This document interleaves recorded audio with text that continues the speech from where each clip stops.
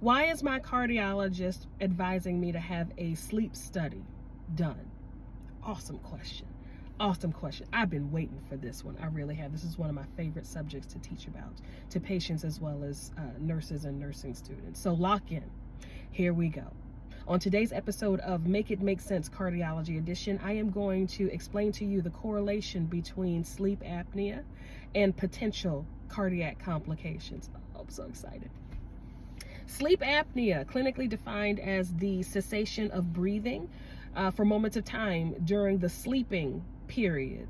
Sleep apnea used to be thought that it was only to be considered in patients who were overweight, obese, had a neck circumference of 19 inches or greater, and adults. And even though those are significant risk factors, they are not limiting risk factors at all.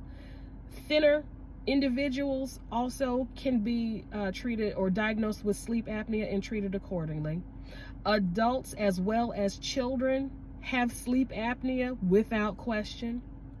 And the risks that it can pose on cardiovascular health are numerous. When you have these apneic episodes, that literally means that oxygen from the lungs is not being deposited into the bloodstream. When there is low oxygen or hypoxemia in the bloodstream, then that signals to the central nervous system that something needs to be done.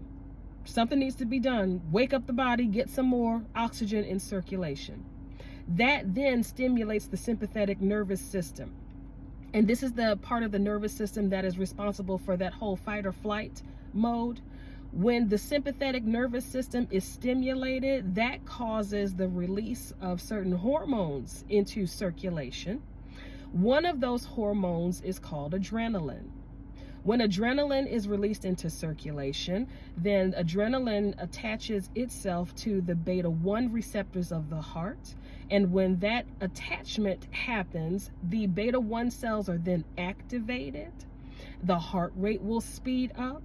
And that's why when patients wake up or, they have these apneic episodes, when they stop breathing, the spouse or the significant other will often say he just gasps for air, has these periods where he's not breathing and then he goes. That's your sympathetic nervous system in action. And when that gasp of air happens, patients will say, I woke up and I just felt like my heart was racing. Yeah, that's the sympathetic nervous system activating. One of the other hormones that is released as a result of this sympathetic nervous system activation is cortisol. Cortisol, highly known as the stress hormone. I know y'all have seen countless numbers of commercials that talk about belly fat and cortisol release and all that good stuff. As it relates to cardiovascular health, cortisol, that hormone, is infamously responsible for vascular inflammation. And the primary culprit for coronary artery disease and heart attacks is not so much the plaque burden or the hardened or even soft cholesterol buildup accumulation in the heart arteries. It's inflammation.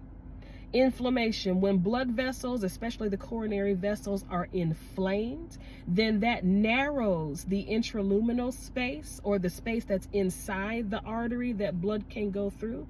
When that space is narrowed, the heart then has to work that much harder to push blood flow through tightened vessels, and that increases your cardiac workload by way of increased peripheral vascular resistance and can cause not only high blood pressure, but over the course of time, if this inflammation is not relieved, then that can lead to all forms of cardiomyopathy.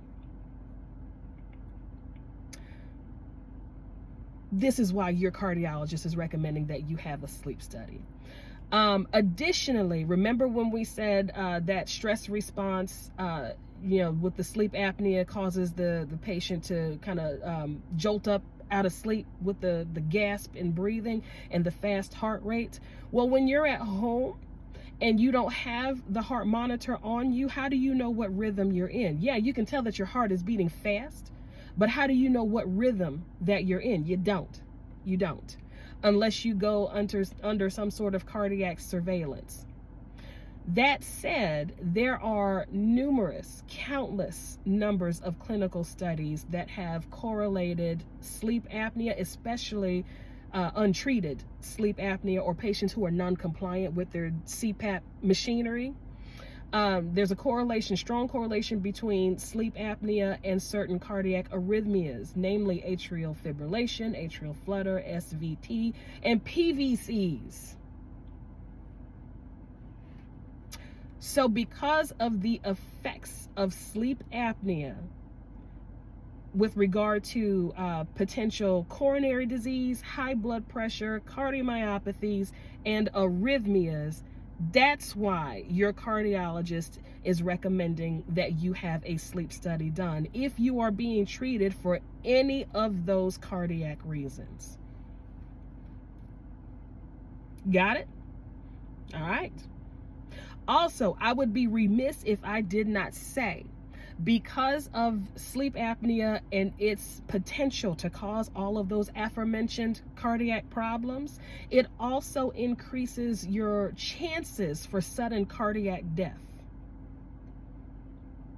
So if you have obstructive sleep apnea and you have sleep apnea machinery at home, dust it off and wear it, because it is literally helping to save your life. And it doesn't matter if you're just dozing off for a quick nap, put it on, your CPAP machinery. If you're going to sleep, for the night, put it on. If you're in the hospital setting, put it on. It is helping to save your life and to keep certain cardiac conditions either under control or prevented altogether. That's it for today. Any questions? Y'all know how to get in touch with me. Like, follow, share, repost, all that jazz. Share this information with whoever you think could benefit from it. I appreciate all of your time and attention. Nursing students, I always tell you, stay strong, keep your head up. Life gets really good on this side of nursing, and I'll talk to y'all later. Bye.